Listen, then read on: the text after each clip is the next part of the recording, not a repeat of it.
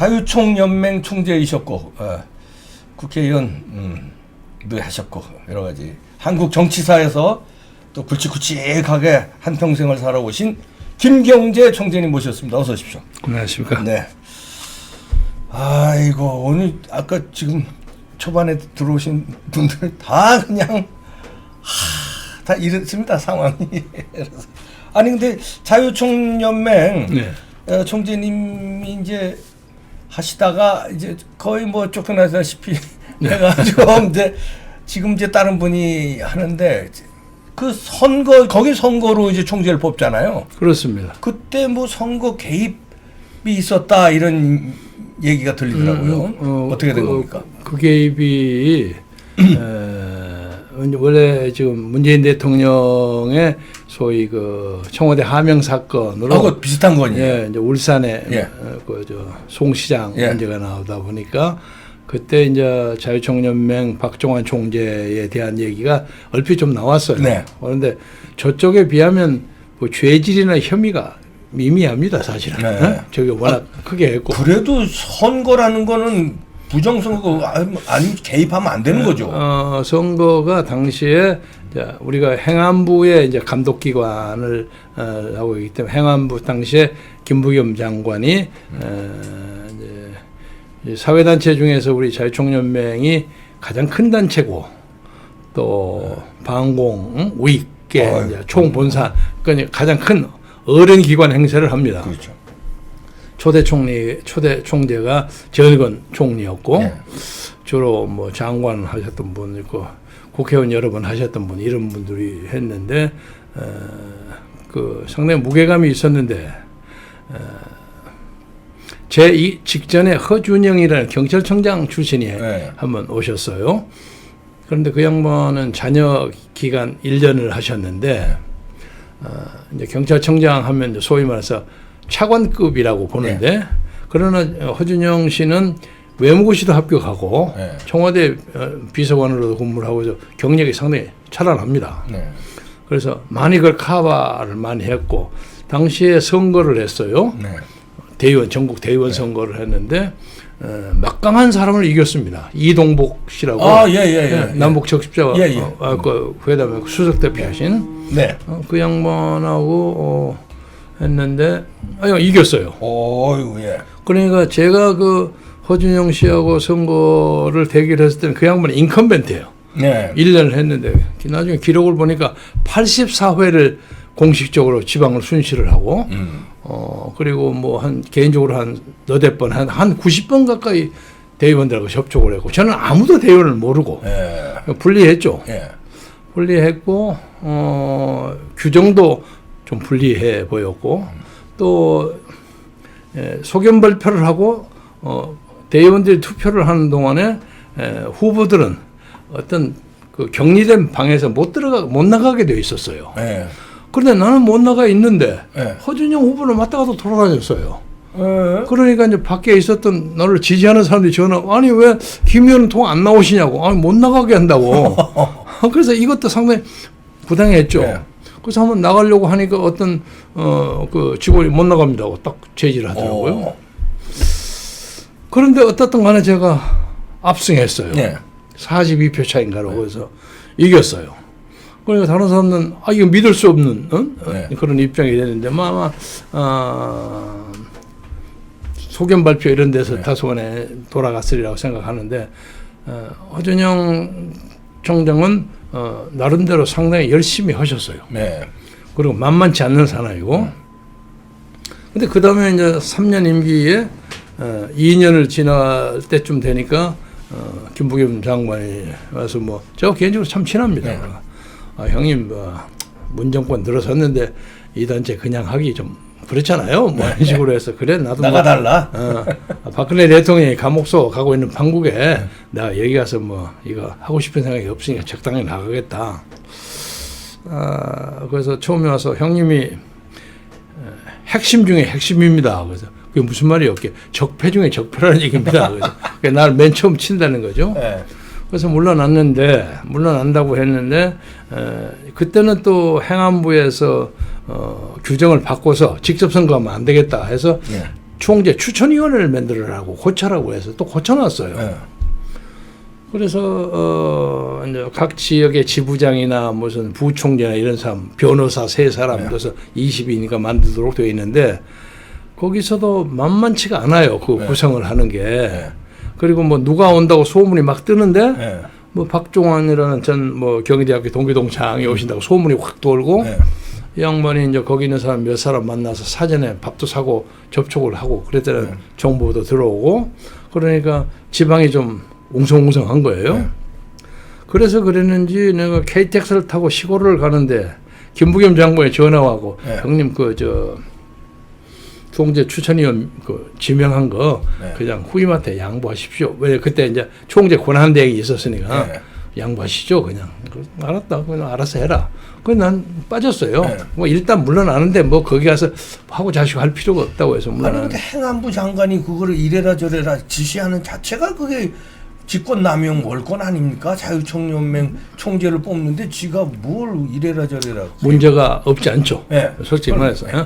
그러면서 지는 이제 저를 굉장히 생각해주는 입장에서 해서 나도 이것 때문에 김부겸 장관의 정치적 장래에 흠이 되지 않도록 가능하면 그 문제에 대해서는 신경을 안 쓰려고 합니다. 그런데 이제 그 후에 박종환 총재가 들어와 가지고 거기 있는 많은 사람들을 다 잘라서 쫓아내더라고요. 그래서 이제 지금 이번 요새 무슨 채용 비리 운운하고 그 기사 나왔던 게 있죠. 이게 좀 어이없는 짓거리인데 이거 한 금년 초, 이게 작년 초죠. 1년 전에 그 문제가 뭐 감사에서 지적됐다 어쨌다고 하는 것을 그냥 덮어놓더니 요새 갑자기 내가 무슨 당에 무슨 공천 뭐 위원장 후보에 올랐다 어쨌다 하니까 그것이 탁 나오고 나를 탁 흠결장을 맺는 것 같아. 가만히 보니까. 그래서 난 그 생각도 없는 사람인데 그래서 당시에 있던 직원들을 찾아서 물어보니까 채점하는데 어떤 그 5명의 면접인 중에 한 사람이 66점을 주었는데 보통 이제 5명을 쭉 이렇게 인터뷰를 하고 우선 지나가고는 총점을 이렇게 쓰잖아요. 그래갖고 뭐 인물 뭐 3가지 항목을 갖다 맞춰서 집어넣는 건데 66점하고 여기 쓴 것이 통계가 61점이었어요. 그 점수가 몇 개 안 맞네. 5점이 안 맞았어요. 그런데 원래는 왜 이것을 해갖고 61점을 66점으로 했냐? 이게 총재가 지시한 거 아니냐? 그런 거예요. 근데 나는 그 소리를 봐본 적도 없고 그거 다 모아가지고 우리 담당 팀장이 와서 내가 쓰지 않고 네가 좀 써라. 내가 지가 써갖고 보고 내가 그냥 확인하는 사인만 했어요. 설마 저 플러스 합산이 틀렸으리라고는 뭐 상상을 못 상상도 안 했죠. 상상도 안 했고. 그리고 그 사람 그 문제된 그 직원인데 다른 사람들도 다 점수가 비슷비슷하게 나와 있어요. 그래서 나도 그 비슷한 점수라고 좀 우수한 사람이에요. 외국어대 출신인데 그리고 여성으로서 뭐 학교 스펙을 보는 건 아니지만은 외대 출신이 거의 없어요. 그래서 그래서 다른 사람은 다 그렇게 우리 사무총장도 그렇게 하고 뽑아놨는데 나중에 그 유인수 본부장이라는 사람을 합계를 잘못 냈다고 해서 문체가 그걸 쫓아냈더라고요. 그래서 일단 그 책임이 정리가 된 거예요. 그래서 이게 좀 너무했다. 그런데 갑자기 엊그제 그 밑에 있는 담당 하나가 이것이 김경재의 채용 비리하고 관계된다. 이렇게 얘기를 했는데 문제는 그것을 그 강아무개라는 친구야. 그 친구가 자기 대학교 동창인 JTBC의 박아무개 기자하고 짜가지고 그걸 공개를 했어요. 이건 기밀문서 유출입니다. 그러네요. 이거 배임이고. 그래서 이건 심각한 문제가 되는데 거기에서 이렇게 인터뷰 따고 하는 거 보니까 걔가 분명해요. 그리고 그 여자가 인물이 좀 반반해서 그랬는지 어쩌는지 초기에 들어왔을 때 박종환 총재하고 같이 들어왔던 또 김아무개라는 어떤 청년이 접근을 하다가 뭐 좀 성희롱 운운해가고 걔가 쫓겨났답니다. 뭐 그런 사태가 있어가지고 복잡해요 그 안이. 그래서 저래가지고 어떻게 자유민주주의를 지키겠나 하고 걱정이 많고 우리가 350만입니다. 그렇죠. 엄청난 조직입니다. 제일 큰 조직일걸요. 제일 큰 조직. 그러니까 이게 선거에 동원을 하면 무시무시한 조력을 가지고 있는데 우리가 적어도 지금까지는 정치적 중립을 지켰습니다. 선거에 관한 한. 네. 그러나 이제 예를 들면 탄핵에 관한 문제에 있어서는 네. 이것은 누구를 뽑고 안 뽑고 하는 문제가 아니기 때문에 제가 중앙선거관리위원회에 질문을 했어요. 네. 이거에 나가서 찬반을 얘기하는 게 괜찮습니까? 그러니까 문제가 없다 이거야. 네. 그러면 그것을 문서로 우리에게 보내주십시오. 그래서 문서로 와서 대표자가 나가서 탄핵 찬반에 대해서 찬반을 표시하는 것은 정치적으로 얼마나 허용이 됩니다. 내가 그걸 딱 받아놓고 가서 내가 반대 운동을 했단 말이야. 네. 그게 좀 걸릴 게 하나도 없어요. 네, 그러네요. 그런데 요새 가만히 보니까 이 정부에서 지금 오늘 딱 100일 전이죠. 네.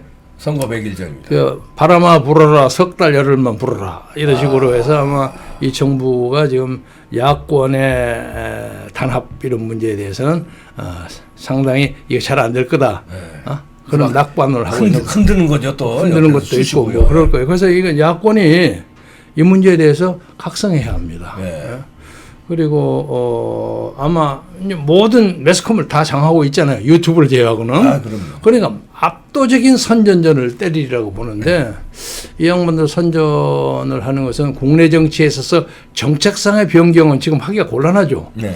원전을 폐기했다가 원전을 하겠습니다 할 수도 없고 그렇죠?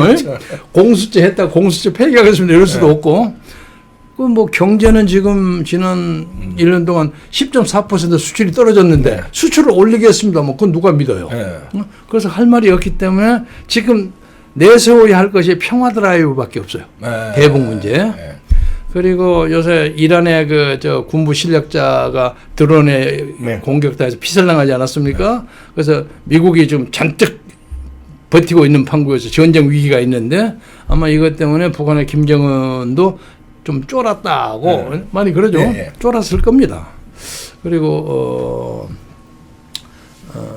그런 문제를 통해서 아마 4월, 5월 경에 3, 4월 경에는 압도적인 평화 드라이브를 또 끄집어낼 수 있죠. 그래서 잘못하면 심판 폭풍, 신북풍이죠. 벌어질 가능성이 있어요. 그러고 있는데 우연히 이제 이런 얘기가 있다고 뭐 채용 비리 5점 차입니다. 5점. 네. 61, 65, 66점이었다. 그걸 가지고 누가 나에게 뭘 보내줬어요. 자유총연맹의 선거에 개입할 가능성이 있다. 그게 뭐냐 하니까 평화 달리기, 평화 열차 이런 것을 북경에서 시작해가지고 단독 그 센양을 거쳐서 길림으로 해서 이렇게 이렇게 돌아와가지고 평양을 거쳐서 개성 그리고 도라산역까지 싹 돌아오는 그 재미 해외 교포들의 평화 여행. 네. 이것을 벌리려고 하는데. 평화 열차라는 미명하에 이제 남북 교류 이제 돼버린다. 철로를 놓고 그렇지. 이제. 철로를 이용한다. 그래서부터 작업했던 거 아닙니까? 그렇지. 이게? 작업을 하는데 요새 보니까 이것을 더불어민주당에서 하면 또 문제가 된다고 해서 이거 어디 딴 데다가 하청을 줬는데 그게 하청을 자유총연맹에 준 것 같다.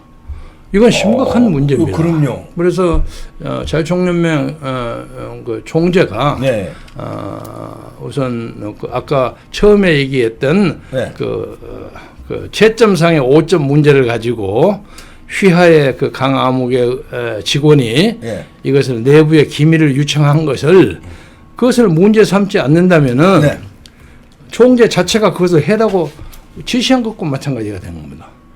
그런 의혹을 받을 수 있죠. 그러니까 그 문제에 대해서는 분명한 입장을 취하고 그 직원에 대해서 적절한 조치를 취하는 게 마땅하다고 보고요. 또 하나는 이 평화 달리기, 뭐 열차 달리기 이 문제가 지금 본부가 관계하지 않고 어떤 지회가 관계하는 걸로 그렇게 구성이 된 것 같아요. 그래서 이 문제에 대해서 우리가 어떤 입장을 가지고 있느냐를 밝히는 게 필요하다고 생각하고요. 더불어민주당에서도 이 문제를 가지고 꾸준히 노력을 했던 어떤 담당자가 갑자기 지 건을 빼앗겨 버린 결과가 됐나? 그래서 막 좀 당황하고 뭐 그런 것이 있는 모양이에요. 이제 예산도 그쪽으로 돌아가고 뭐 그럴 수가 있겠죠. 그래서 이것이 일파만파로 상당히 큰 사건이 될 수도 있다. 그러네요. 그거 봅니다. 그래서 이 정부가 그 남북 교류 협력 자금을 내년도 올해 금년 예산안에 8천 몇백억인가 만들어 놨어요. 그 지금 협력할 수도 없는데 이런 거 하려고 이제 만들어 놓은 거네요. 그렇다고 보아지죠. 의심을 받을 만하죠.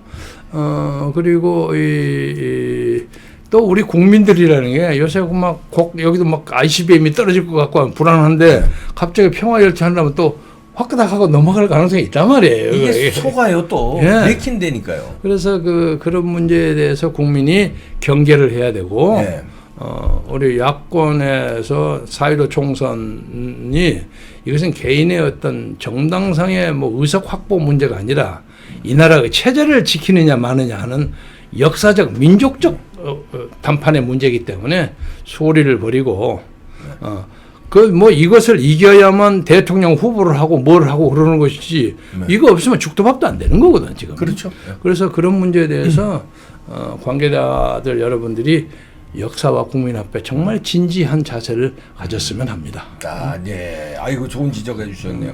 이거 이 사람들이 자기들이 선거 공약으로 대놓고 내놓으면 문제가 될 것 같으니까 꼼수로 자유총연맹에 막대한 조직이 있으니까 그걸 장악한 김에 거기다가 쓱 남북 평화 프로세스를 흘려서 지금은 지회 차원으로 이제 지회 차원 하지만 이게 이제 이제 총연맹 차원으로 이제 당연히 싹 그렇게 발전할 되겠죠. 거 아닙니까? 그렇게 되겠죠. 이런 걸 그 일개 지부에서 할 수는 없는 거 아닙니까? 근데 그 전까지는 자유총연맹에 박종환 총재가 9.19 지지 성명을 내가지고 좀 비판을 당했거든요. 네. 이게 우리 본령하고 많이 다른 거거든요. 다른 거죠. 9.19가 얼마나 엉성한 아유, 겁니까? 그런데다가 그 다음에 또 나타난 것이 뭐냐, 북한에다 살림 놓고 하겠다고 나왔어요. 그게 어떻게 자유총연맹이 할 일입니까? 그런데 이제 이것은 건이 되죠. 그런 의미에서는 네. 건이 되는데 이것이 다만 선거에 이용이 될 수 있다. 네. 이런 문제에 대해서는 심각하게 국민들이 관심을 가지고 보아야 한다고. 그러면요. 야, 이런 짓을 벌립니다. 이게 엄청난 사전 선거 운동인데 평화라는 미명하에 그것도 이 자유총연맹이라는 우리나라의 자유민주주의의 근간의 총본상 아닙니까? 예, 이거를 저들이 정권 잡았다고 해서 이걸 갖다가 막 사회주의 총연맹도 아니고 이런 식으로 확 바꿔가지고 그것도 선거에 활용을 한다. 이거가 위험천만한 짓이고 불법적인 짓이죠, 이게. 예. 문제가 많습니다. 예, 잘 지적해 주셨네요. 이거 관계 당국들이 좀 이거 좀 조사라든가 뭐 대처를 해줘야 될 거로 보입니다.